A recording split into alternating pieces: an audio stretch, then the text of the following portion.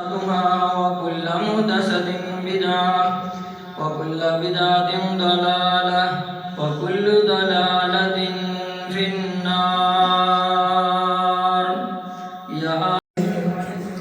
تو میں یہ سمجھتا ہوں ہر بندہ آج کے دن یہ کام کر کے آیا ہے.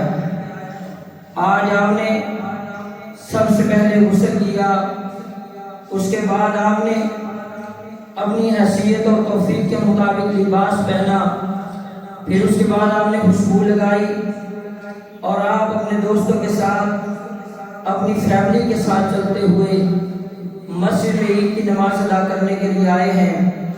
اور اس کے بعد ہم نے یہاں پر عید کی نماز کی 2 رکعت ادا کی ہیں.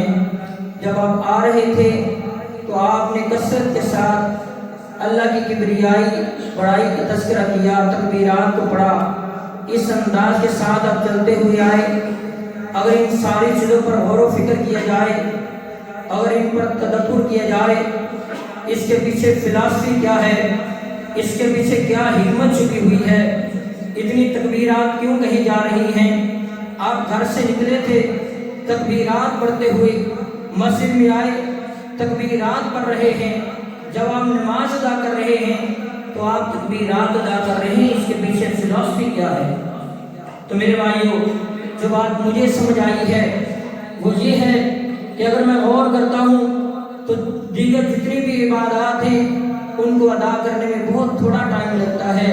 اگر نماز کی بات کر لیں تو ایک نماز کو ادا کرتے ہوئے زیادہ سے زیادہ ایک بندہ آدھے گھنٹے کے اندر نماز ادا کر لے گا، زیادہ سے زیادہ ٹائم لگائے. زکوٰۃ کو ادا کرنے میں 2 منٹ لگتے ہیں، صدقہ و خیرات ادا کرتے ہوئے 1-2 منٹ لگتے ہیں. اگر کوئی بندہ عمرہ کرتا ہے 2-4 گھنٹے کے اندر وہ اپنا عمرہ مکمل کر لیتا ہے. کوئی حج جیسی عجیب عبادت کرتا ہے 8 ذی الحج سے لے کے 13 ذی الحج کے اندر تقریباً 5 دنوں کے اندر وہ اپنے حج کو مکمل کر لیتا ہے. یہ ساری عبادات زیادہ سے زیادہ 5 دن تک ہیں. لیکن رمضان اور اس کے اندر روزے، پورا مہینہ انسان نے روزے رکھے ہیں اور پورا مہینہ اس نے قیام کیا ہوا ہے، کہیں تلاوت قرآن کی ہوئی ہے. تو یہ پورا مہینہ اتنا لمبا عرصہ عبادت کرنے کے بعد اللہ یہ چاہتے ہیں کہیں اس انسان کے دل میں تکبر نہ آ جائے، کہیں عبادت کا تکبر اس کے دل میں نہ پیدا ہو جائے. میں نے بڑی عبادت کی ہے، میں نے پورا مہینہ روزہ رکھا ہے، میں نے پورا مہینہ قیام کیا ہے، میں نے پورا مہینہ قرآن پڑھا ہے، میں نے پورا مہینہ قرآن سنا ہے، میں نے بڑا صدقہ و خیرات کر دیا ہے، میں نے بڑے بڑے کام کر دیے ہیں. کہیں انسان کے دل میں یہ تکبر نہ پیدا ہو جائے. اس لیے کہا کہ بار بار آپ اللہ کی کبریائی کا تذکرہ کرنا ہے، اللہ کی بڑائی کا تذکرہ کرنا ہے. اے اللہ، میری یہ عبادتیں تو کچھ بھی نہیں ہے، تیری ذات بڑی ذات ہے. رستوں میں چلتے ہوئے اللہ کی کبریائی کا تذکرہ، گھر میں بیٹھے ہوئے اللہ کی کبریائی کا تذکرہ. یہ انسان مسجد میں آیا، عیدگاہ کے اندر آیا، اللہ کی کبریائی کا تذکرہ کر رہا ہوتا ہے. یہی انسان اللہ کی کبریائی نماز کے اندر بھی بار بار تکبیرات کہہ رہا ہوتا ہے، اللہ میری عبادات کو قبول کر لے. میری عبادات جو تھی وہ جو حق تھا وہ حق ادا نہیں ہوا ہے.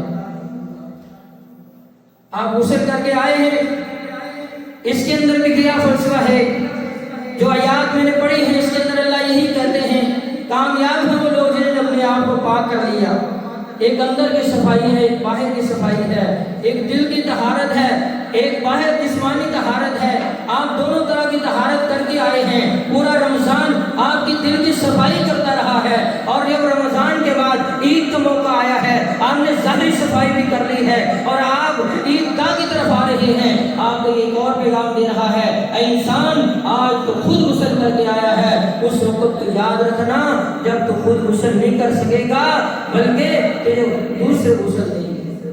آج تو نے اپنی توفیق کے مطابق، اپنی حیثیت کے مطابق اچھے سے اچھا لباس پہنا ہے، خوبصورت سے خوبصورت ڈریس پہنا ہے، اچھی ڈریسنگ کر کے تو اللہ کے گھر میں آیا ہے. ایک وقت ایسا آنے والا ہے تو اس سے تیرا یہ لباس چھین لیا جائے گا. تجھے 3 سفید چادروں کے اندر تجھے کفن دیا جائے گا۔ اے انسان اس وقت کو یاد رکھ، آج اپنے جسم پہ خود خوشبو لگا کے آیا ہے، ایک وقت تیری زندگی کے اندر ایسا آنے والا ہے۔ یہ عید کا ہمیں درس اور پیغام ہے، عید ہمیں سمجھا رہی ہے کہ آپ خوشبو خود لگا کے آئے ہیں، ایک وقت آئے گا اے انسان تجھے خوشبو لگائی جائے گی۔ اگر آپ غور کریں، آج آپ دوستوں کے ساتھ، اپنی فیملی کے ساتھ، اپنے بیٹوں کے ساتھ، بیٹیوں کے ساتھ، اپنی فیملی کے ساتھ، خاندان کے ساتھ، دوستوں کے ساتھ خود چل کے آئے ہیں۔ اے انسان اس وقت کو بھی ذہن میں رکھا کر، ایک وقت ایسا تیری زندگی میں آنے والا ہے کہ تو خود چل کے نہیں آئے گا، تو یہ چار پائی پہ لٹا کے لایا جائے گا، یہی تیرے دوست ساتھی ہوں گے جو تجھے اٹھا کے لائیں گے۔ آج تو عیدگاہ میں آیا ہے، تو نے نماز ادا کی ہے، ایک وقت آئے گا تیری نماز کو بھی ادا کر دیا جائے گا۔ یہ عید کا فلسفہ ہے، یہ عید ہمیں آخرت کی یاد دلاتی ہے کہ انسان آخرت کو بھول نہ جانا، آخرت کو بھول نہ جانا، اور اس خوشی کے موقع پہ بھی اپنے رب کو یاد رکھنا ہے۔ وقت مختصر ہے، یہ عید ہمیں کیا سکھاتی ہے؟ اللہ تعالیٰ نے قرآن مجید میں فرمایا وَلَا تَكُونُوا كَالَّذِي نَقَضَتْ غَزْلَهَا مِن بَعْدِ، نہ ہو جانا جو عورت اپنا سوٹ کاٹتی رہتی ہے، کپڑا بنتی رہتی ہے، بڑی محنت کے ساتھ، مشقت کے ساتھ وہ یہ کام کرتی ہے، لیکن جب اس کو تیار کر لیتی ہے پھر اس کا ایک ایک ذرہ علیحدہ کر دیتی ہے، ٹکڑے ٹکڑے کر دیتی ہے۔ اس دھاگے کے جو اس نے بنایا ہوتا ہے، جس کپڑے کو اس نے اپنے ہاتھوں سے بڑی محنت کے ساتھ ڈیزائن کیا ہوتا ہے، اس کا ایک ایک ذرہ ذرہ علیحدہ کر دیتی ہے۔ اس عورت کی طرح نہ ہو جانا۔ اللہ کیا سمجھانا چاہ رہے ہیں؟ اللہ مجھے اور آپ کو بتانا چاہتے ہیں کہ انسان رمضان کے اندر آپ نے بڑی محنت کی ہے، عبادت کی ہے، کہیں ایسا نہ ہو اس عورت کی طرح تم اپنی عبادت کو تباہ کر دو۔ اس انسان کو کوئی عقل مند انسان نہیں کہتا جو انسان پورا دن صبح سے لے کے شام تک مزدوری کرے، ایک دیوار کو تعمیر کرے، جب شام کا وقت ہو جائے وہ جو دیوار اس نے پورا دن محنت کر کے بنائی تھی اس کو دھکا دے کے گرا دے۔ اللہ تعالیٰ یہ سمجھانا چاہ رہے ہیں اے انسان اس شخص کی طرح نہ ہو جانا جو ایک پورا مہینہ بڑی محنت کے ساتھ، مشقت کے ساتھ وہ کام کرتا ہے، ایک بلڈنگ کو تعمیر کرتا ہے، ایک عمارت کو بناتا ہے، اور مہینہ گزرنے کے بعد اس کی ایک ایک اینٹ کو گراتا چلا جاتا ہے اور اپنے ہاتھوں کے ساتھ خود ہی جو اس نے محنت کی ہوتی ہے اس کو ضائع کر دیتا ہے۔ اس لیے آپ نے جو قیام کیا اس کی حفاظت کرنی ہے، آپ نے جو صیام کیا اس کی حفاظت کرنی ہے، جو اعتکاف کیا اس کی حفاظت کرنی ہے، آپ نے جو صدقہ و خیرات کیا اس کی حفاظت کرنی ہے، جو جو نیک عمل کیا ہے آپ نے عید کے بعد اس کو ضائع نہیں کرنا ہے۔ اسی طرح یہ عید ہمیں درس دیتی ہے، یہ عید ہمیں پیغام دیتی ہے کہ آپ نے اپنی خوشیوں کے اندر غریبوں کو بھی یاد رکھنا ہے۔ اللہ ذوالجلال والاکرام نے یہ فطرانہ فرض فرما دیا عید کی نماز سے پہلے تاکہ لوگوں کو عید کی خوشیوں کے اندر شریک کیا جائے۔ اس کے علاوہ اللہ کے پیارے محبوب صلی اللہ علیہ وسلم عید کے دن یتیموں کا، غریبوں کا بڑا خیال رکھتے تھے۔ ہر انسان کو چاہیے اپنے ارد گرد دیکھے، اپنے رشتہ داروں میں دیکھے اور اپنے محلے میں دیکھے، جہاں کہیں ایسے لوگ ہوں ان کو عید کی خوشی کے اندر شریک کرے۔ جب آپ غریبوں کو، لاچار، بے بس، بے کس لوگوں کو عید کی خوشیاں دیں گے آپ کو عید کی اصل خوشی حاصل ہوگی۔ اس لیے عید کے اگر اصل خوشی چاہتے ہیں تو پھر آپ کو غریبوں کو ان خوشیوں کے اندر شریک کرنا پڑے گا۔